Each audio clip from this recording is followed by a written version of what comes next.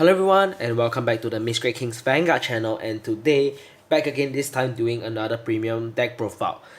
This time is for Gold Paladin again. Like, yeah, I know that's the only few decks I have, like Gold Paladin, Shadow Paladin, Royal Paladin, and Dimension Police. Yeah, that's about it. So yeah, this list was actually created by Jia, some guy in my Discord channel, or I think you guys know him already. Basically, this is meant to be a deck for post Bt-03, so with Raven Hair, as you can see here. And the deck generally hasn't changed that much, just sprinkles up a little bit more aggression on the early game. But yeah, I'll just go on the deck profile. Starting off, we'll be having an XL marker. You're playing an XL deck, so you need markers. So Naoki, yeah, Naoki everywhere, and one gold marker. So yeah, that's about it for markers. So nothing else to explain. Starter of choice is still the same. We are still running Crimson Lion Cup Criff. Basically, he has a Forerunner and the X skill on rearguard. If you have a Vanguard with Knight of Superior Skills Bowman and Knight of Elegant Skill Gareth on rearguard circle, you may move this and the Gareth to Soul, and you can search your deck for a card with Incandescent Lion, Blonde Ezel, and Superior Right. So basically, this card, the base of the deck, yeah, man, this deck is meant to just turbo your way up to grade 3, do a shenanigan, kill your opponent probably by your first grade 3 right turn or second latest, or maybe by second grade 3 right, as in like first stride or something like that. So yeah, but this card, there is some downsides to playing this card, and there are some good points, which the good points is your win con, and downside is that win con more or less demands you to go first, so may or may not be a good option, but generally still what you want to be running on your deck. Next is the 4 copies of Ravenhead Ezel, something that we got from Bt-03. Hand skill, you may pay a counterblast, and if you have a Vanguard with Incandescent Lion Blonde Ezel as a Vanguard, you may super ride this, so doesn't has the same effect as in standard, whereby it mitigates the drive -1 effect, but it is there. So if you are in a situation whereby that will be useful, feel free to use it, but generally you won't. And second skill is on Vanguard Circle. When this unit attack, if you have an Incandescent Lion Blonde Ezel in Soul, you may counterblast 1, and this unit gets plus 15,000 power and 1 critical, and your opponent cannot guide Sentinel. So this is the so-called added layer of aggression on the grade 3 right as compared to the last set, because having this means if you go first, you can ride into him, and if you have a Wonder Ezel Spoiler Alert, something we play in the deck, you can turbo your way up to him, and you can put your opponent on guard restrict on effectively turn 2. So that's actually really scary, and you can follow it up with a Helios or something to kill your opponent on the next strike. So on next turn, so that's really aggressive, and this is on potentially on your opponent's turn, grade 1 actually. Next is another important card to the deck, which is Incandescent Lion Blonde Ezel himself. Mentioned this card quite a few times in the video already. So basically, hand skill, I don't think you will never be using this in this deck. So but it is that you may Soul Blast a Vanguard or Rearguard skill. If not Vanguard, Rearguard, it's a hand skill. If you have Knight of Superior Skills Bowman and Knight of Elegant Skill Gareth on the Rearguard or Vanguard, you may Soul Blast a Crimson Lion Cup Criff, and you can super ride this from your hand as stand, I guess. And if your opponent is not a grade 3, it gets drive -1.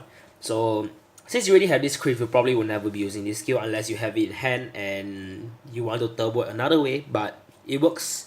And second skill is Vanguard skill on attack, you may call on the rearguard circle. So another potent skill that you're gonna be needing when you are going first, which is actually quite important. But generally you don't need that if you're gonna go second, which I guess you 50% of time you won't be going second, so yeah, you will be going second, sorry. Next is another engine card. Another important card to that, I guess, is Knight of Superior Skill Bowman. Same again, we mentioned it quite a few times in the video already, but basically, Vanguard on Rearguard Circle, when this unit is being placed from hand, you may choose a card from hand, you can discard it, and you can search your deck for up to 1 copy of Knight of Elegant Skill Gareth. You can call it the Rearguard Circle. And the second skill is basically on Rearguard Circle, when this unit is placed by effect, you may give it plus 3000 power. So one purpose you can serve in this deck is it extends attack if you're gonna go with him, but generally the main idea of this card is basically to help you turbo your way up to Blonde Ezel. Now, same thing as my last deck profile for this deck is basically it's so simple to the point whereby if you don't see in your starting hand you're going first, you just throw everything back and try to get hands on it. Because your deck does hard rely on seeing this card and going first, I guess. So if not, you're gonna lose quite a fair amount of momentum, but not that much, I guess. But yeah, generally you're gonna run this at 4 copies. Or you must run this at 4 copies unless any potential restrictions in the near future, which we do not know, which is coming up soon. Next is the 4 copies of what's his name? Let me think again. Wonder Ezel. Don't know the full name, but Wonder Ezel. The old one. So basically, when this unit is placed on rearguard circle, you got a Vanguard with Ezel in its card name and it's standing. You can search your deck for up to 1 copy with Ezel in its card, grade 3 Ezel in its card name, and you can superior right, and that unit gets plus 5000 power. So basically, it's a Tana clone from my Raw Paladin deck profile. Basically, it lets you open up more Excel circles. That's something you can do. And most importantly is you have him, you can ride after doing that shenanigan of super riding. Next you following up by riding this, which you can pay a counter blast and swing is gonna go for a plus 5000 power, so it's gonna demand a 32k. It's okay, it's a 32k power to your opponent's potential grade 1 or grade 2 maybe. So it's a really potent card in this deck. I would say run this at 4 because the 2 of these they serve a really important purpose in the deck.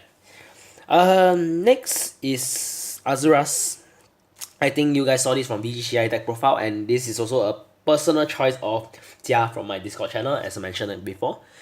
Basically, on plays, you can choose a card from hand and discard it, and you may search your top 3 cards of your deck, and you can superior call up to 1 grade minus. Okay, up to 1 copy that's one card superior call it that's a lower grade or equal than your Vanguard. So if you can discard and you go into him, it's actually really toxic, as what my friend Jia would say. So really important card like that. So we're gonna run this at 3 copies. I would say Vivian is fine, but the way that this deck is structured, you really want to conserve your counter blast for his skill if you're given one on turn 2. So you may or may not have the counter blast, right? That's why I'm choosing to opt for him. And yeah, so that's why I'm running 3 of this, which is something different from Jia's build. He's running that as 4th. So, but personally, I would actually just go for 3 because you may or may not have the amount of cards to discard it. That's why I'm running at 3. Maybe if I feel like I need it, I'll pump it up to 4, but probably not. Next is the 4 copies of Knight of Elegant skill Gareth. So basically, when this unit is placed on rearguard circle by an effect, you may counterblast 1 and this unit gets plus 10,000 power until end of turn. So another really important combo card that you can do with the 3 of these into him. So yeah, so 4 of these. It's very self-explanatory. I don't think I need to go into detail. Next is the 4 copies, which is something different from Jia again. So instead of a 4 of these, I run 4 of this. Listener of Truth been drained, got it all nice, and congrats, hot step. Basically, when this unit is placed by effect, you may Soul Blast 1 to either counter charge 1 to get plus 3000 power, or you may draw 1. I think most of you know it from standard. Is a really important card. Important in standard, and it's fairly important in premium because it does help you get the draw, which you will probably be going for majority of times because you do have another card in the deck that helps you to counter charge. That's why you probably won't need a counter charge, but it's there if you need it. Next is the 3 copies of this Garbo Duke. I think if I'm not wrong, that's the name. It's a strike order. Basically, first skill, reveal grade 3 from hand, I guess, and search your deck for up to 1 copy if you go in its card name, which you like never have in the deck. So it's there, but you never need it. So, and discard 1 card from hand, obviously. So it's the same as any strike order. And next is when you're paying for cost of strike, this is regarded as a grade plus 2. So strike order in the deck. So it's meant to be there for if it goes to the point of a strike game. You after doing this spamming shenanigan, you may or may not have enough grade 3s in your deck. So before using this, I was running Jeffrey. I realized that running Jeffrey, I'm gonna be throwing a lot more cards for the cost of strikes. So using him helps to conserve that. And Jeffrey, yes, it does help you. in a sense net for the cost of Unite, but if you're gonna throw that many cards for Strike, then I would say this is around the same value it's gonna net you. So gonna run this at 3 copies. Tried Jeffrey before, but honestly, Gabo Duke is a lot better in this scenario. Next is 3 copies of Howell, not the old one but the new one. Basically, on plays if you have an Ezel Vanguard, you may so charge one and counter charge one. Just do note that I think if I'm not wrong, both skills are the whole skill is mandatory, so be careful when you place him. You probably don't want to place him on your ultimatum. But okay. So basically this card is meant to be there because if after my first Raven Hair attack on my turn 2 I guess, being smart opponents, they're probably just gonna start damage denying you. They're gonna start swinging your Wonder Ezel, which they're gonna have Excel Circle, your potential pieces on the field to not give you damage. So after they do that, this card basically tells your opponent you did that in vain, just call it down, charge one, complete one, go again. So you got another turn of Guard Trick. So pretty good card I guess.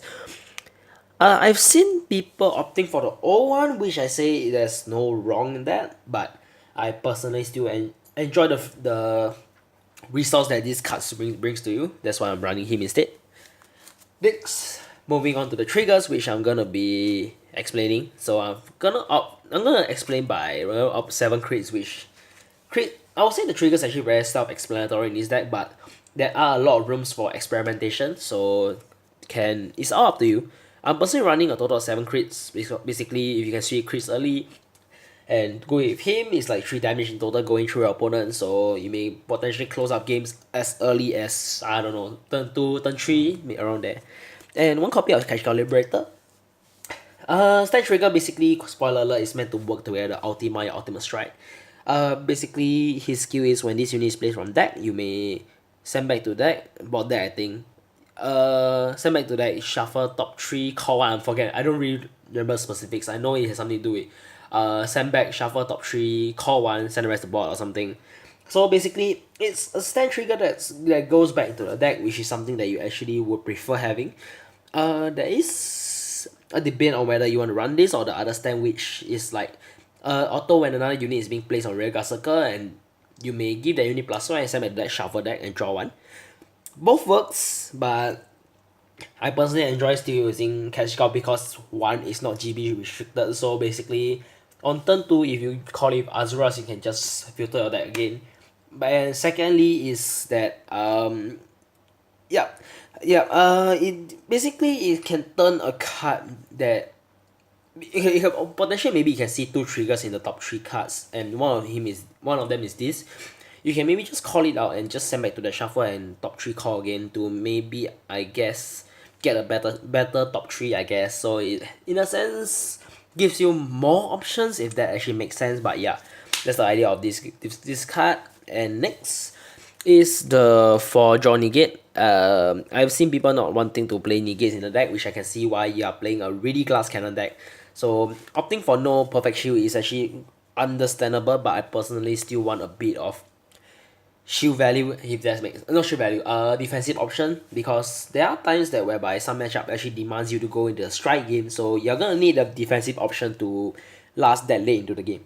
So that's why I'm gonna run 4 copies of this, followed by 4 copies of Hue Triggers, cost for G Guardian, self-explanatory, and some things that you need if you you're gonna need a G Guard if you want to turbo your way up the Ultima by second strike, which is really potent.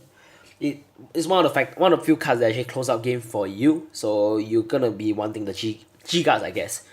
Now this is the main deck. I'm gonna go over the G zone, which is actually really cookie cutter. I would say that's really close to no difference as my deck compared to majority of Gold Paladin deck, but there are plenty of rooms for experimentation, but I'll go to that in a bit.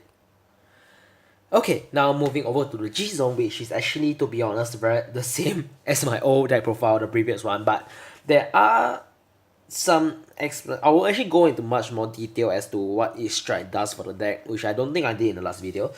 So basically, it's the first card, which is Gurgi Helios, which is very straightforward and self-explanatory. Basically, is on first strike, it gives you quad drive, which is really good. Like, it's basically something like cancel a lot, it gives quad drive on first strike, but it does take out cards in hand.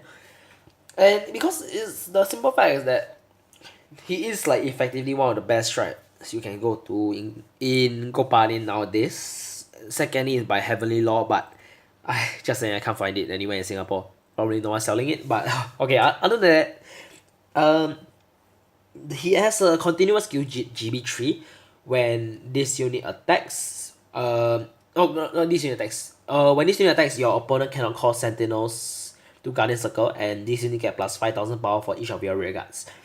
So if you are playing against decks like Luwad, which still runs on Old Perfect Guard like Ezra, so you can effectively take advantage of that and just swing for like I don't know how big.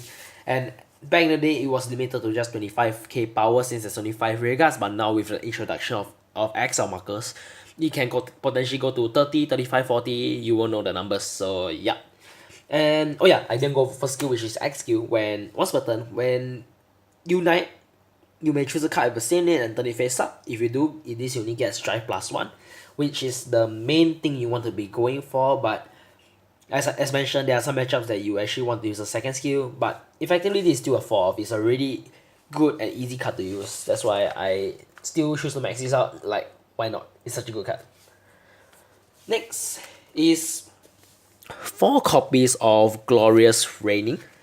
Basically, he has an auto skill. When this unit attacks, you may counter +1. You choose a card with the same name and turn it face up, but it states a full name. It's an old strike. It's a thing with old strikes. So yeah, you may choose 2 of your rear guards and you can send it to board deck. For me, what I like to do is I like to call down trigger. If my hand's flooded with triggers that I don't need, maybe some vanilla critical triggers, I can just call them out and I can send it back with this skill. Then you may look at the top 7 cards in your deck. For each card face up in the G zone, you can call one of them to rear guard circle, and you shuffle the deck. And if you call 3 or more, you may counter charge 1 and soul charge 1. I don't know if you may or you must, but yeah, I may have to read up with that again. Basically, he's meant to be your finisher. You flood your field with Excel markers, may probably turbo your GB by a bit. Swing, swing, swing, swing. Oh no, when he attacks, counter +1, send 2 back, then top 7, you just recall them on the Excel circle, which probably you're gonna replace and get more attacks out of it. So he is quote unquote your finisher. So yeah, gonna run 4 copies of this.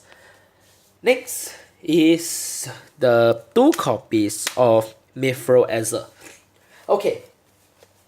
I can see why some people choose not to run this, simply because it's a really hard card to find right now.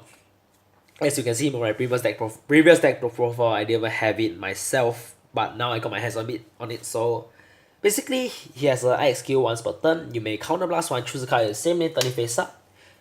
If you do, unlock all your rear guards. That's a very I would say how I put it, a skill that you don't really need right now, but it's there. But maybe with the introduction of Bt-04 with deleters, we may see some random Chaos / Messiah running around. You won't know what's gonna happen. So yeah, you unlock all your rear guards and you look at the top 5 cards of the deck and you may superior call one of them, and this unit and that unit gets the original power that you need. So basically, if you call something, you double that unit's power and you plus that power to this unit. So basically, if you call a Dindrain, that Dindrain gets +7 and he +7 as well. So self-explanatory. This card is meant to be there if you're in a pinch whereby first strike, you're gonna go into this, you're gonna be calling a lot of vanilla cards from your hand for the cost of Unite, which you may or may not want to do that. So he's there for you if you're in that type of situation. But if you cannot get your hands on him, I would say it's fine. You can always opt for Heavenly Law, which I would say is easier to find, but it's still not easy to find, but it's easier, I guess. If I'm making sense, I'm probably not. So yeah. 2 copies of this. Next is yeah, we're already going on to the Ultimate Strike, which is Ultima himself. Okay. Basically on place for the cost Ultimate Strike, you may counter +2. You search your deck for up to 4 cards. You call 2 of them. You will put the remaining at the top of your deck. So those you put at the top, you don't have to declare to your opponent what you stack on top. So that's one thing for you to keep note of. And when this unit, when you get a trigger, I'm so sorry for the sudden no flash. When you were to check a trigger unit, not trigger. Whenever you check a trigger, you can give the trigger effect to your whole field. So basically, as why the cash cow is there, it's basically meant to be a stand trigger whereby you get to stand your whole field gets a crit. So yeah, self-explanatory. Your ultimate finisher, which ultima I can't make any puns right now. I'm so sorry. Next card is the two copies of Glorious Raining. I'm so sorry the lighting is so bad, but I'll try to make this quick. Not Glorious Raining, Slimy Flag. Basically, when based on Guardian Circle, you may choose one of your rare cards and can send to the bottom deck. Same thing as Glorious Raining. If you have any triggers that you don't want on your hand or field, you can always use it to send it back.